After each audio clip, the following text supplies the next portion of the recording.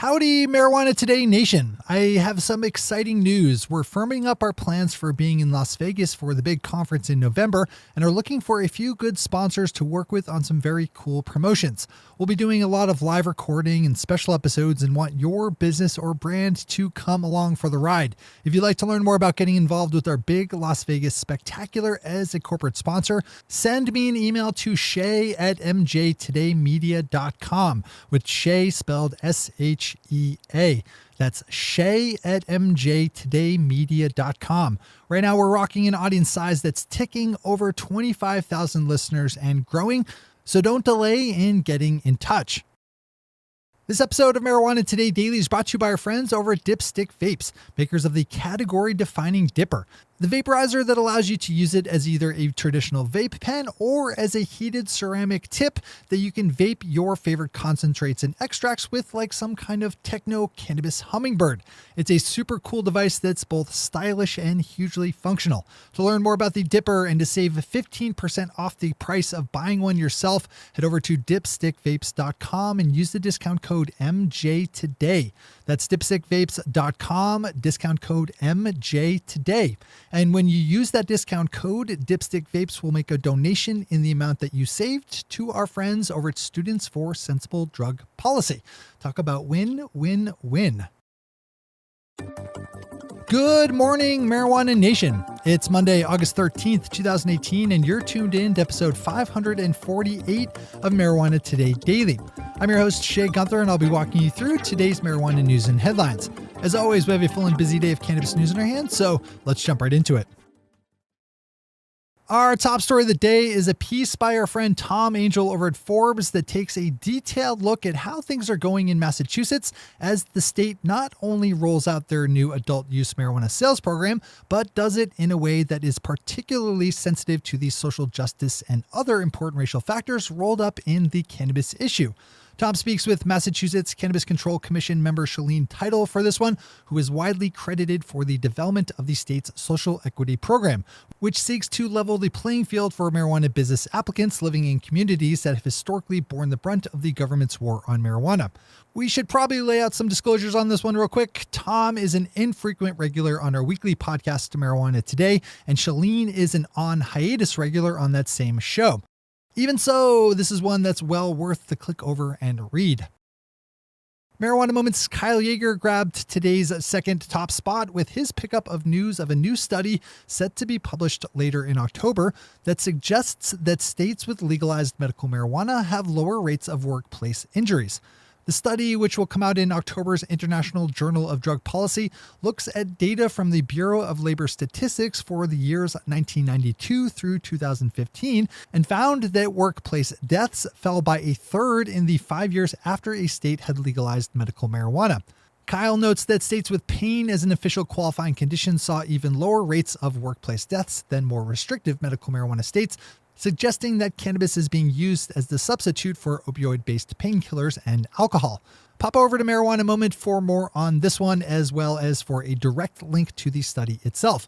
It's always a good idea to get in the habit of clicking through to the actual studies.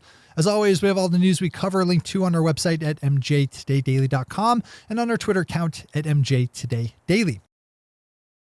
Rounding out our top stories today is another writer over at Forbes, this time the wonderfully named Julie Weed, and yes, that is her real name, who takes a look at some of the impacts on the legal marijuana industry of dictator Trump's stupid tariff war with China.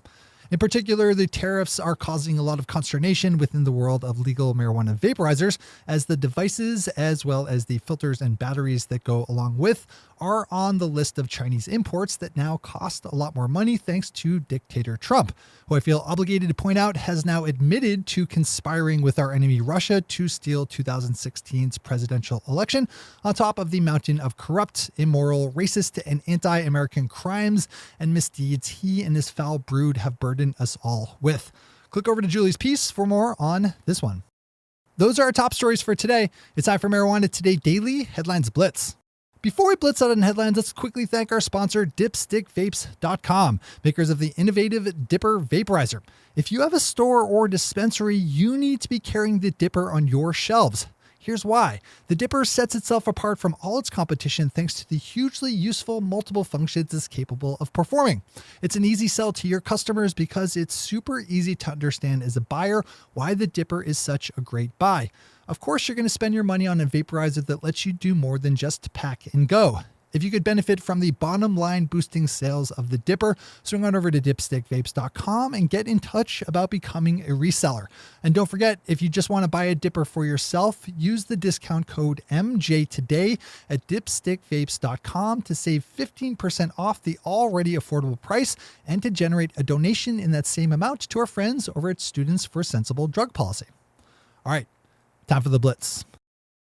There's some drama spinning around Maryland's medical marijuana industry as late last month an email blast was sent out by a medical marijuana dispensary owner warning that one of the state's licensed medical marijuana cultivators was under investigation for using pesticides, further warning any patient experiencing health problems that could be associated with their use of potentially tainted cannabis to report it to the state. That cultivator, Forward Grow, has been accused by former employees of using banned pesticides to grow medical marijuana and is currently under investigation by the state.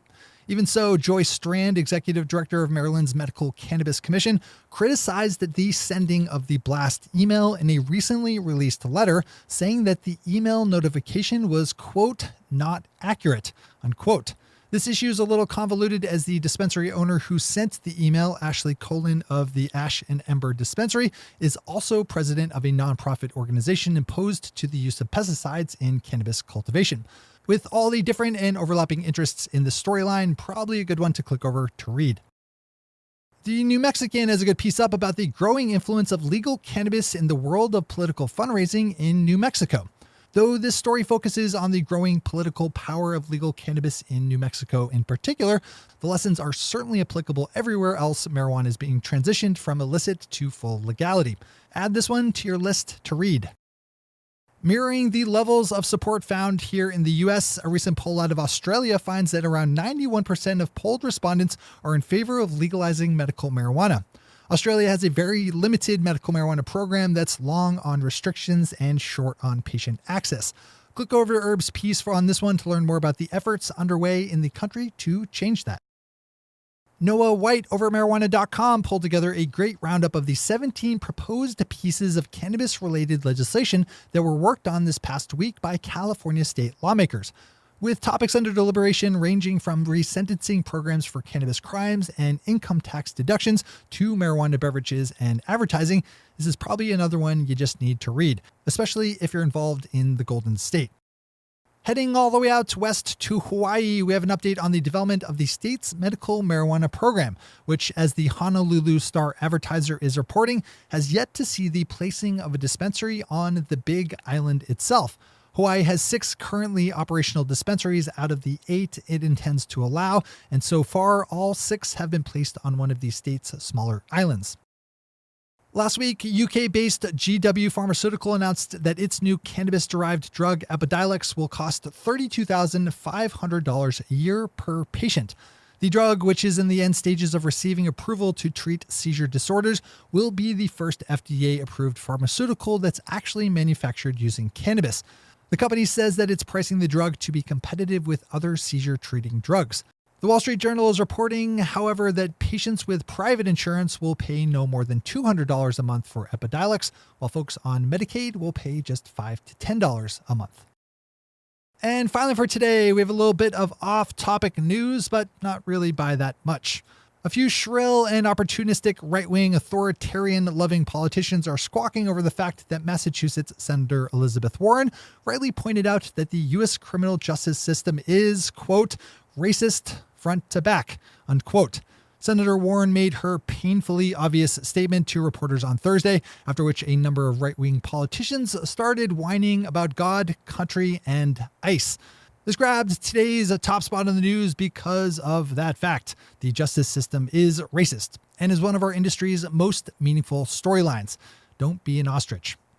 Those are headlines and news for the day. I'll be back with you again tomorrow morning with another information-packed episode of Marijuana Today Daily.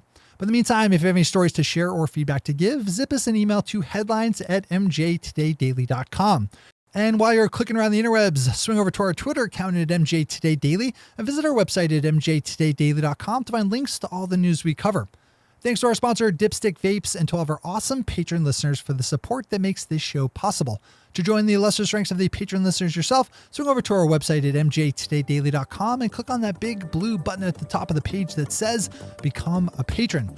I'm your host, Jay Gunther. Thanks for tuning in and starting your day with marijuana today. Today.